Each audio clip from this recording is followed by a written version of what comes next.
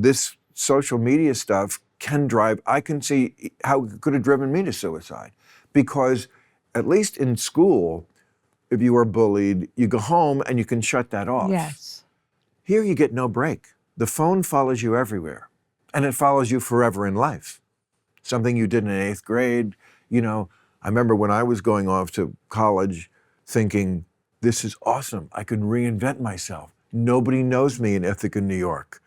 I am completely new to Cornell. Blank slate. I can be exactly a blank. I can be James Bond now. And there was one kid from my high school class who was also going to Cornell. Tried to kill him. After I did that, I just felt like this, and of course it was so stupid. Like in 2 months I became James Bond. No, I was the same clueless loser dork I was in high school, inept with women and just young and dumb. And Cornell soon found the same person that I was in high school. But with the phone following you, anything you tweeted, and they'll go back to 8th grade to get people.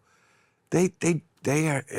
Well, that's something that we have to change. I think it's changing a little. The idea that we are going to be judged by the worst thing in our lives. Yes. Especially this whole idea of the content collapse, that it doesn't matter what else you've done, you're going to be judged by this, as though this was the first thing you've done on the subject. Right. I mean, yeah. That for me is the worst. It's actually fundamentally against everything that civilization is about, which is progressing, growing, becoming better. Right. Yes. It's like the idea now is that there is this kind of frozen ideal, arrested development. Yes. And it's something which I know you've said so much against, but right now there is a moment when things can shift. I'm optimistic about it.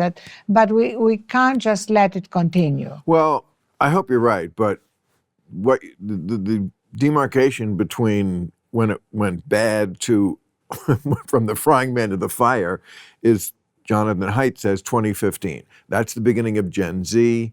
It's maybe even a little before that, but it's also Trump announcing for president drove people insane for good reason. But around then, there was a whole generation that only ever had the phone. The smartphone comes out, I think, in 2009. Mm-hmm. Okay, so by 2015, if you're a 14-year-old, you have a phone. You've never really known adolescence without this element in it. And we thought Gen Z was going to be a backlash against the millennials, but it turned out they just did it even more. I mean, the fragility, the oversensitivity, the insanity just got crazy. The millennials seem sane, I guess, like all generations do. As you get older, like they get wiser and people get nuttier. And I mean, it's Gen Z. And they feud now with the millennials, Every generation does this, except Gen X. Nobody ever fights with Gen X.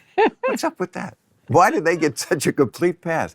But I think there is kind of a lack of sense of history. Oh. And if you think of it, I mean, you and I have different views on spirituality. But if you spirituality.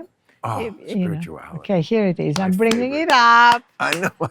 Hey, thanks for watching the clip. Hit the subscribe button now so you never miss out on our Club Random content that's posted daily.